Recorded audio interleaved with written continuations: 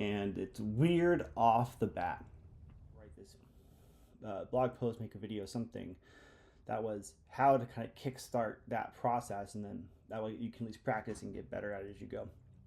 And I put out a call in the chess.com improvers group that I've been trying to be more active in. If anybody below 1,000 wanted to have their games as part of that post, let me know.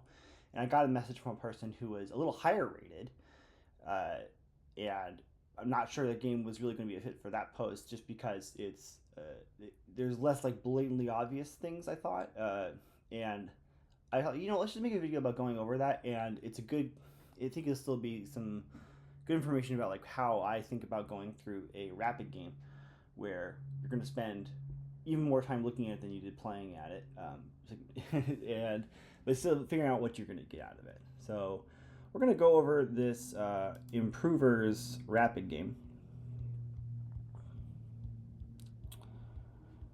Well, I just realized I said we're going to play rapidchessplayingchess.com, but we are.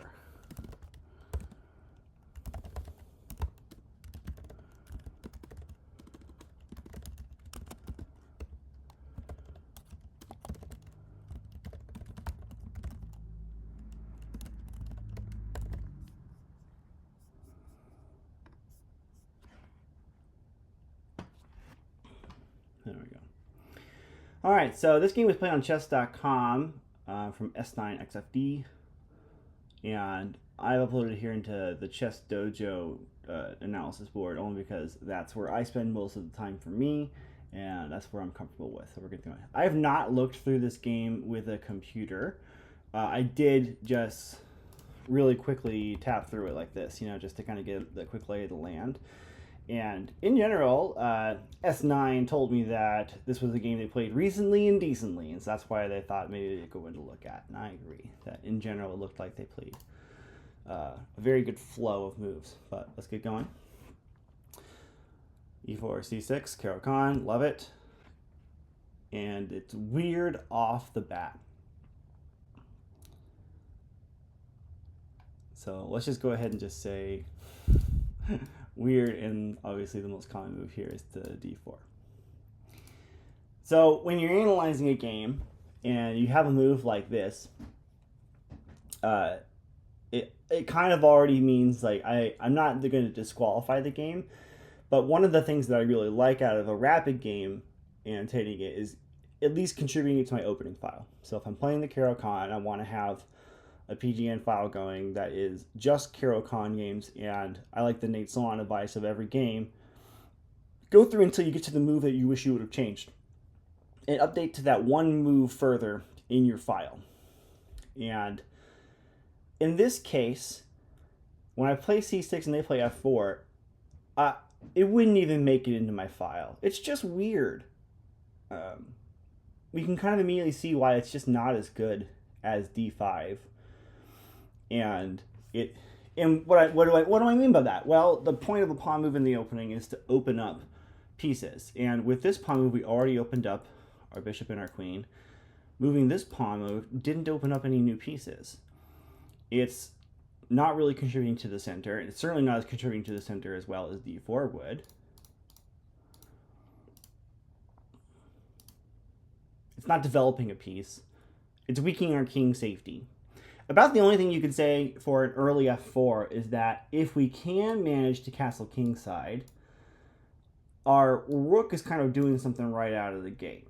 And we can try to be really aggressive with it and just say that it's nice for the rook. And in fact, I do play a lot of games where I play a fairly early F4, but not out of here.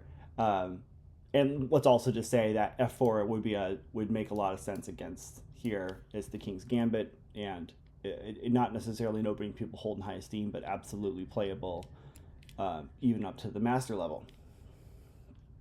Anyway, just weird. So I was totally prepped to talk about how you can add rapid games to your opening file and how that's something you get. This is a 10-minute game. It's not worth really thinking that you're going to get a lot of idea of what your current chess playing level is at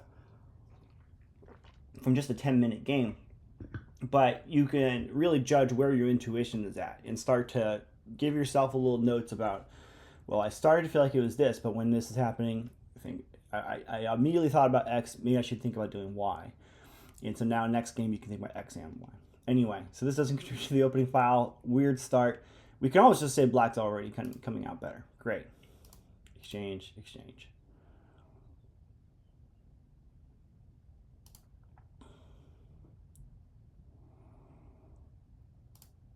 Developing, developing. Okay. I like this bishop g4.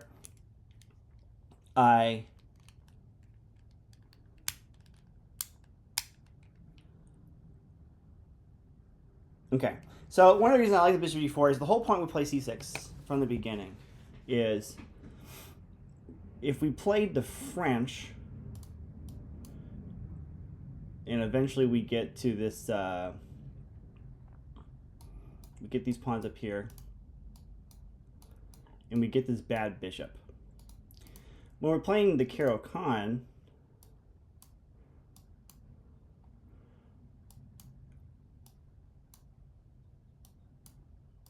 we can get this French structure. We can still plan on playing c5, but we don't get the bad bishop.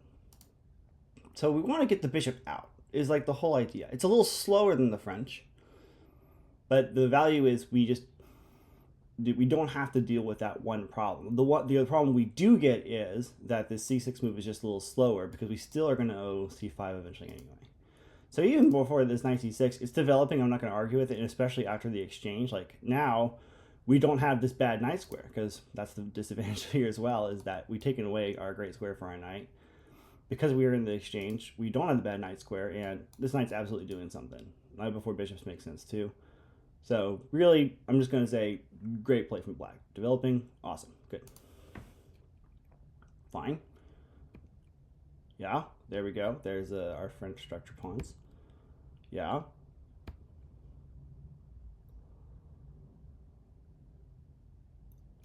Okay, I like it. We're developing. We're attacking the weakness that they gave us the target.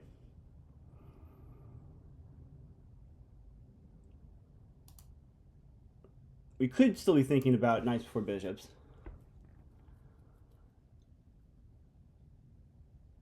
I don't know. I have nothing bad to say about bishop e6, so I like it. That feels like a mistake.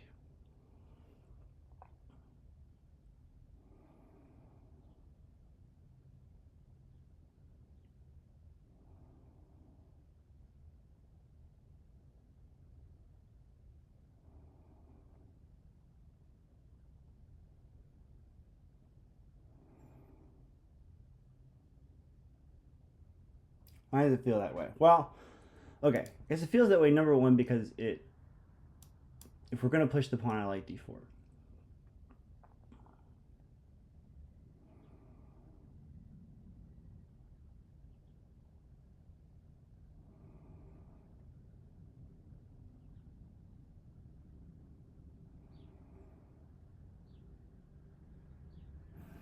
We can play d4 because this knight's actually not attacking it.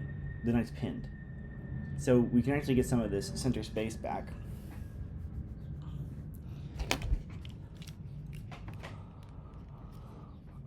Even then, how much do we care about this pawn? And if we're going to play the way we're playing,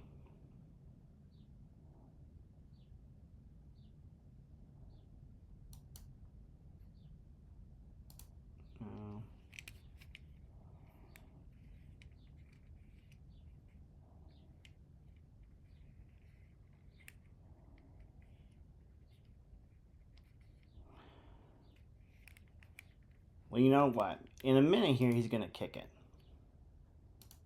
I wonder what happens if we just kick it now. Obviously now, we can't react. Black can't react by taking the pawn because there's a counterattack that's stronger. If we do work on saving the bishop, we can actually start declaring now that we're just got this aggressive space taking. Now is our queen, or is our king hanging out there for the whole world to see? Yeah, sure is. but this is at least some intention, and we're making the most of what this rook on this pawn gives us. So I think when we kick, we end up going here instead. And I think something like this is what happens anyway. Yeah, basically. But now, white doesn't have to spend any moves protecting this lame pawn that we want to get rid of anyway. In fact, white didn't lose any time because of this push. You get back the tempo by the improvement of the queen. So white ends up not. So yeah, I think we can just call d3 on the stake. I think d4 is better. I think h3 is better. We can get rid of this one.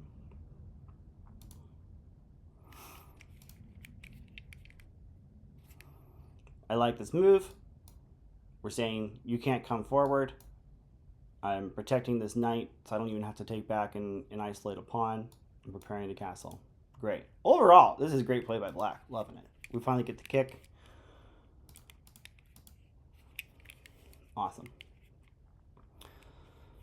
So this immediately now feels to me like this is the end of the opening and the beginning of the middle game. And this is where, in analysis and in the game, you want to pause for a minute. Not a minute, literally. Pause for a moment and make an evaluation. So what are some of the static things that are true about the position? White's king is less safe. White has a really bad minor. Black has the better center and certainly better minors.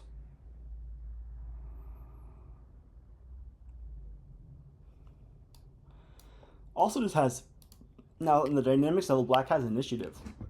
You can see where black can start to attack right now. All its pieces are working. There are no, even the worst piece probably being this bishop, just because it's stumped by the same pawn that his bishop is. At least it's pointing in the right direction. And really with the pawns on the light squares, this bishop is going to be the beast that we want to play around. So we're happy with it where it is. We don't have to put it in the line of fire. We want to keep it available for the rest of the game, really. So we like black better. Now, could we even call black winning? I don't know. Maybe. We're not up any material advantage, but I think it just looks good. I think we just call it better. Now, let's bring up something here. So, when we feel that critical moment of we've now moved from opening to middle game, we'll make an evaluation, we just want to say we stand better, now we make a plan. We can spend some time on that. 3 seconds was spent on moving to castles, and on the next move, only 8 seconds. So I already spent more just making that evaluation than was spent on these two moves in going into this critical moment, going into and coming out of this critical moment. So let's look at the time graph.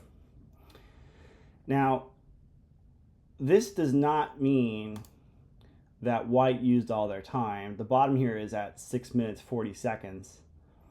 Black used even less time.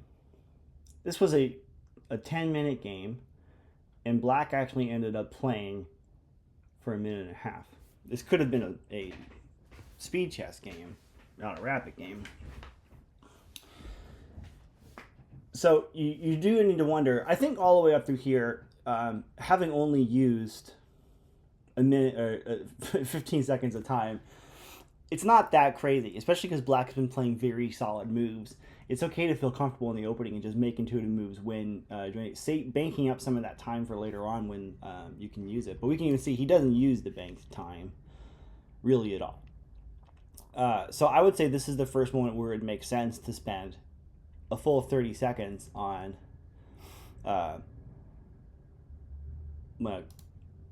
after the castle. The castle is intuitive, and then after this, spend a full 30 seconds of just saying, like, what's the evaluation and what's my plan? And 8 seconds was spent. So let's see how it works out. So white pushes f5, trying to open up the dark square bishop, and asking a question to our pawn structure here. we go for this fork. Ah, I even marked this earlier. Nice. When I was clicking through. Can we just take it?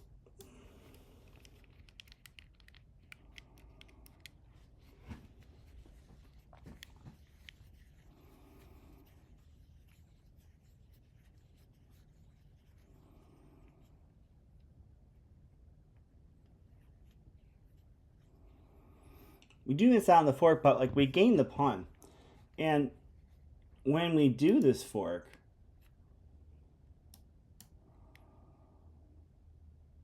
we aren't guaranteed to even gain anything. It's just nice. And I think positionally it's very nice. But then we're just saying that this pawn is waiting for us too. So it's all there. So we could just take it.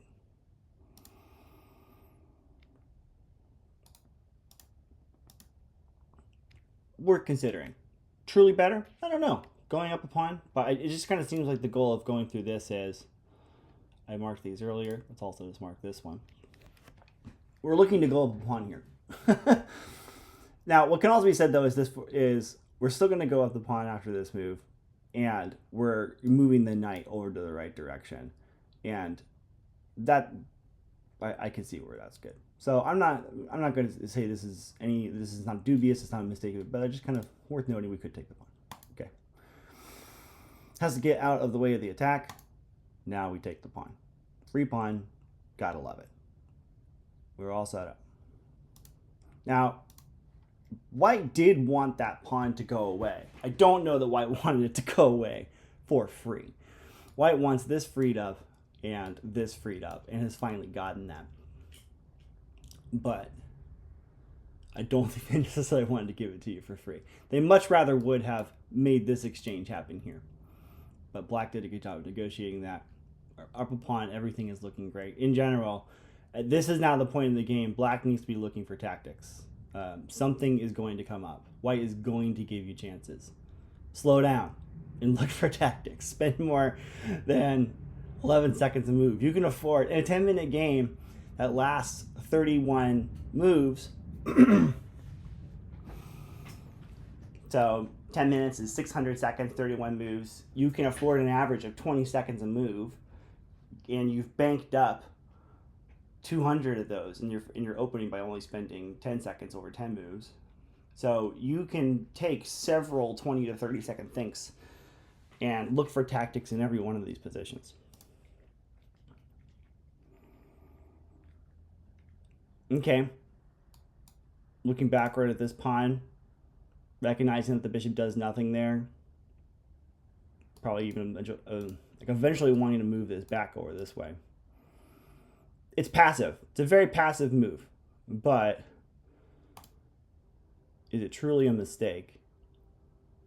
If black wants to take it, he has to put another piece on it. So, but we could wait for black to kick it before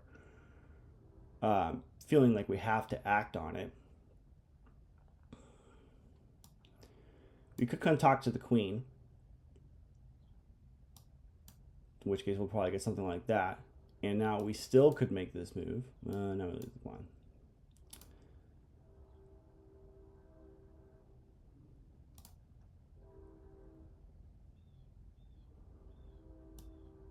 We just come over here, connect our rooks.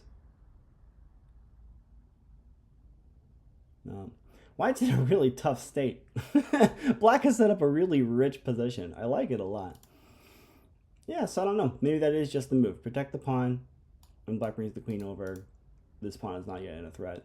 Really stinks that this bishop is. We finally got him freed up from lockdown on this pawn, and now he's just going to get locked down on that pawn when we bring the queen over. Whew, white's in a bad spot. Yep, natural move. I don't know what... Again, when I was clicking through, I did some markings to make sure I saw some stuff. I don't know what that mark now is.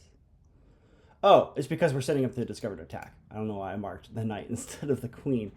But yeah, this is I like this move a lot because less because of trying to keep pressure on the queen side pawns, and more because we're just keeping the vision with the king. Because as soon as we have that discovered attack set up, every move of this knight is scary for white. Every single one of them. And particularly if we can set up double checks like this one, and you know, we would love it if we could put the knight somewhere where it hits the queen. Right now, if we take this pawn, which is what I marked, that we're getting the check and we're hitting the rook at the same time. Discovered attacks, very deadly. He wants to break the discovered attack. Saw this. And prepping to move the queen over.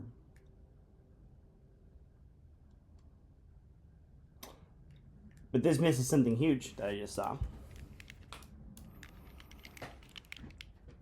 That fork, I think, looks like a game winner. Because not only is it this great fork, we're setting up discovered attacks on both the diagonals. So if the king does want to move around, now I think this would be a terrible move, but like, I don't know. It just seems kind of funny to me that there's just like no hope at that point. We're just gonna keep on attacking him on those diagonals like crazy. So is it even worth? Is that best? Probably not, because we're still gonna be looking for this and eventually this one day. I don't know. I think knight g3 check for the fork is a winner.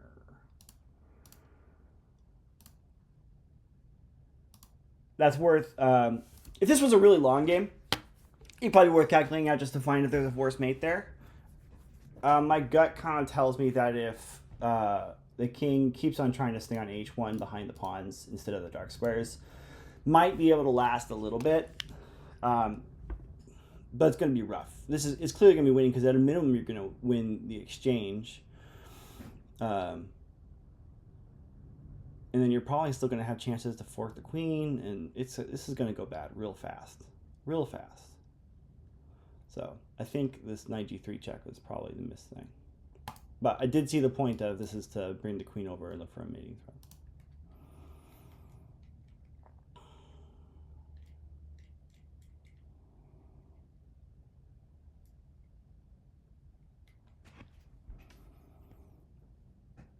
Oh, and just to harp on this one more time, 17 seconds.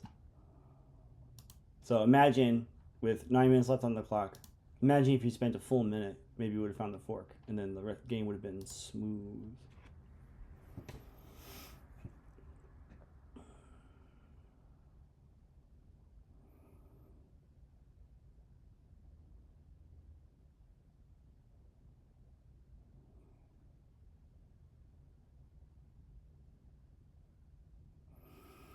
The funny thing about this for white is it's not clear from move 1 that this is going to be doing much. Probably the best argument that it's doing something is that we might be able to start pushing these pawns, free up the bishop. But we're taking away squares for the queen, just making it more likely that the black can start harassing the queen. This trade is not going to be particularly good for white because all his pieces are still stuck on the wrong side of the board for the defense. And this is opening up a diagonal that black has been intentionally trying to open up.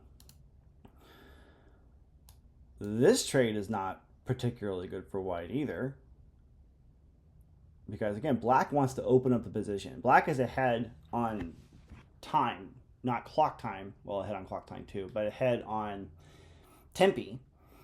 That it's time for black to open up the position and try to attack the king from the strong center. White does not have the same motivation. White would love to fix these pieces to where they have jobs to do.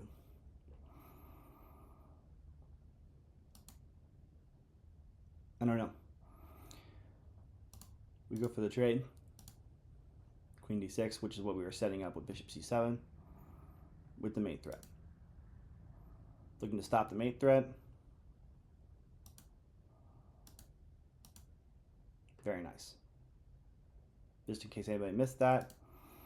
White's trying to stop the mate threat here, but they actually end up losing material because the queen can take. Very nice find. Rook takes, and then we follow up with the fork to win back the queen that were sacrificed. And if white messed up here, we get the rook too. They didn't mess up that bad. But still. So now we take another pause. We are now up a piece. Piece and a pawn. We can call black winning here. Great. So for a rapid game analysis, this is about where I start to kind of pick up, unless we get to some blunder. Oh, and the skewer, or the pin. Yeah, so that's going to fall. Very nice. Yeah. Queen takes 4, double exclam. Really great.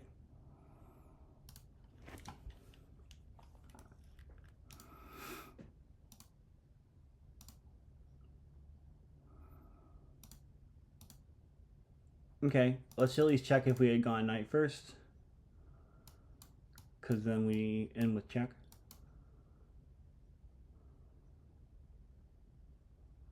Check doesn't make much of a difference.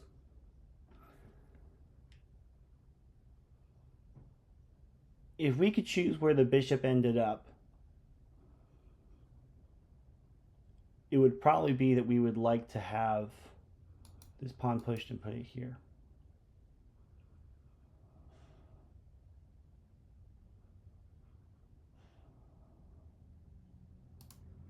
Right, we want to make an output for it. If we picked here, white's still going to look to close it off.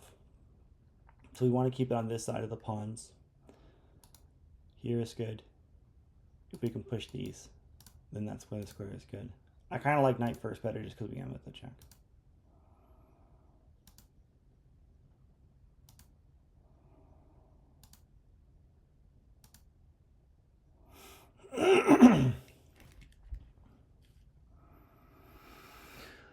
The simplest reply, but again, done in 2 seconds, and we've got 8 minutes 47 on the clock, and we're totally winning.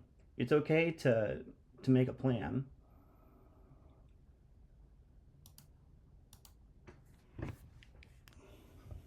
We want to keep the knight in the business.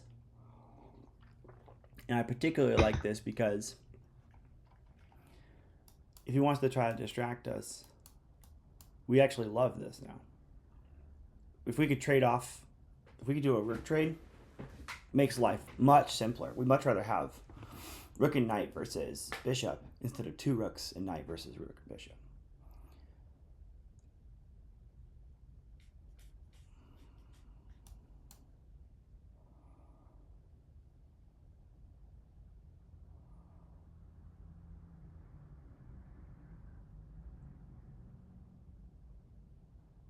Yeah. But this is probably fine. That looks like a bad move. What should white be trying to do with their bishop here? They need to free it up. They need to get their pawns onto the dark squares so that their bishop can actually do something. When he does this move, where is the bishop gonna go? So now if he wants to go back on this, he has to do another 2 pawn moves. That's going to take a long time. Every single move at this phase of the game is a long time. Plans need to be good for 1 move, not for 3 moves. So now the best bet is to try to get this one, come up here, and then back.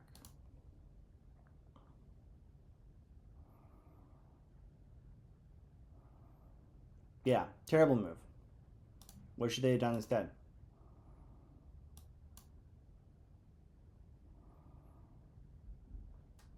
Every time you take every time you put in a mistake in the annotation, it's a good idea to put in what they should have done instead. Great. Looking to trap the bishop. Love it. Break it open. Great. Again, we would love to open this game up. Get pieces off the board. Get pawns off the board. I'm fine with all this. Yep. Attack the isolated pawn. I would leave this guy here. So I call this guard duty. The bishop wants to have freedom to roam. The bishop would love to be looking to attack the base of this pawn chain. The bishop wants to handle as many light squares as possible. When he defends with this way, which is the only defense and is probably the thing he has to do, like that's just what makes rook b2 a good move, is now he has to defend that isolated pawn. But this is a passed pawn. This is his one chance of something happening. His one chance of swindling you. So he needs to keep it. But now this bishop's on guard duty. And it would be its own strategic thing to try to get the bishop off guard duty. So we're fine with leaving this rook here because it takes out his bishop. And so now we have rook and knight versus rook. And we get this little bonus of his passed pawn's not doing anything. His king's going to have a hard time. Like this is all just now bonus for us now. And we're going to play, and we can play this game. So if we want to attack this pawn, we have here. If we wanted to try to activate the rook, we can go here. I probably like this better. Just going to the 7th rank. Eventually we'll want to make some lift. Yeah, no reason to remove the rook. Well, that's unfortunate for white. And then, yes, great job. Good job. Reliable. Yeah. Simple enough in game is not really worth going too far again. Rapid. When you're annotating a rapid game, we have to remember that we're thinking about where do our intuitions lie. It's not we didn't calculate, so it's not a test of our calculation. It's a test of intuition. But it's worth now noting that you played an incredible game, S9, X9, X of D, with only a minute and a half. And they also only played for 3:18. So imagine how much more precise you could have been if you would have just taken, you could have doubled your time, and it still would have been fast for this time control. In particular, I think just looking at the opportunity of this knight g3, I think would have been incredible. So in these rapid games, intuition, yes, but identify critical moments and make the most of them. You got all your pieces working, you can look for tactics. When you hit the middle game, you can make plans. More time. That's the only thing I'd suggest. Now, I'm going to end this by clarifying. I am not, I wouldn't say I'm even a better player than S9 here. I would say we're very much equal. So this is a peer-to-peer dialogue, and it's okay if any of you disagree with anything I said. I more wanted to put out there examples of the kind of thinking that you can do in a rapid game that will help you bring it forward into the future. We've been talking about this for about half an hour. The game only lasted for 10 minutes. If that, 5 minutes. And there was a lot of stuff that you could have gone into. And at some point in your chess improvement, it's just worth noting this is why classical time controls are still such a great game to play. Is you're actually giving yourself the chance to think to your true abilities in some of these situations. And at this level, it's kind of a joyous thing that your opponents will still just be rushing at the same speed. That, the black time graph could have gone way down here, and white still probably would have played about the same. But then you consider them fast, and you could finish them off even cleaner, and that's part of what improving should be. But yeah, great game. A lot of fun. I'd be proud to play this one too. Like S9 said, it's recent and decent. I think it was great. If you got anything out of this, please let me know. I'd love to do something more. If you'd like to have a game analyzed, I will put my chess.com username in the description of this when I post it to YouTube, and you can reach me there. Just send a message or join the Chess Improvers Club on chess.com. I just call it Improvers on chess.com. I'll put a link there too. And there's a bunch of people in there that are wanting to help out. So there's a forum pulse where you can post your own games and get analysis and some people do there. I'm happy to look at it too, especially if you have a little bit longer games. I'd love to go over it with you. All right, well, thank you. I'll do it for now. I'll see you all next time, and don't forget to punch your clock.